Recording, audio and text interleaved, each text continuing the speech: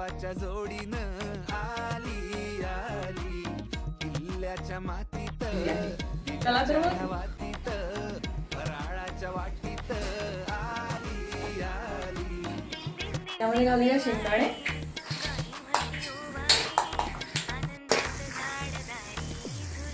सुकं खोबरं आहे याचे असे काप करून घेतले, याला सुद्धा आपल्याला फ्राय करायचं. आता आपण घेणार आहोत दालवा, फ्राईड दाल.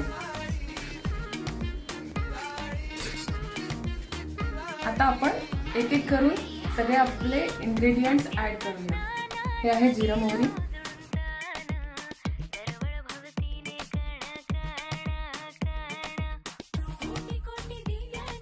धणे, अख्खे धणे घेतले, सोप ऑप्शनल आहे, तीळ, आता हे काजू आणि मनुके हे पण ऑप्शनल आहे. आता हे सगळं आपण मसाला यामध्ये ऍड करतोय.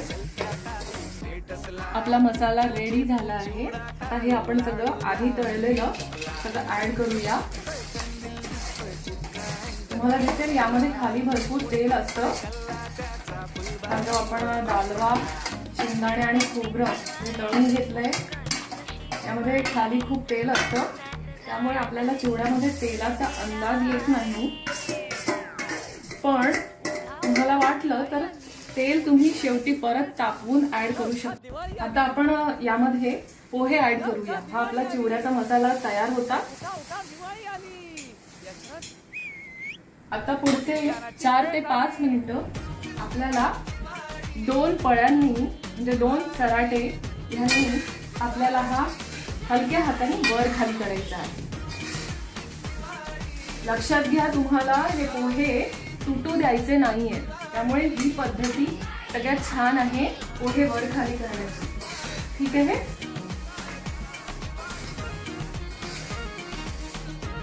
लक्षात घ्या, तुम्हाला जर वाटलं की यामध्ये तेल कमी आहे, मीठ कमी आहे, तर एका कढईमध्ये तेल गरम करून मीठ आणि तिखट तुम्ही त्यामध्ये गरम करून यामध्ये ऍड करू शकता.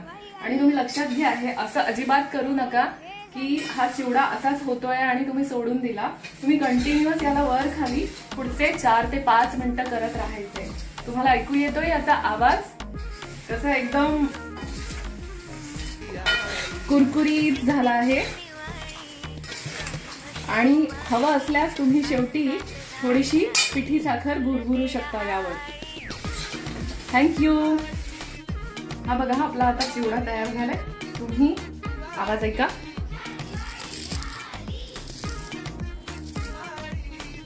हा अजूनही गरम आहे आणि या आमच्या मदतीने.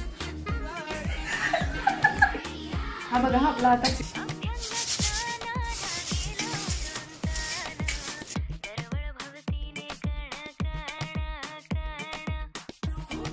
आणि हा आमच्या मदतीने.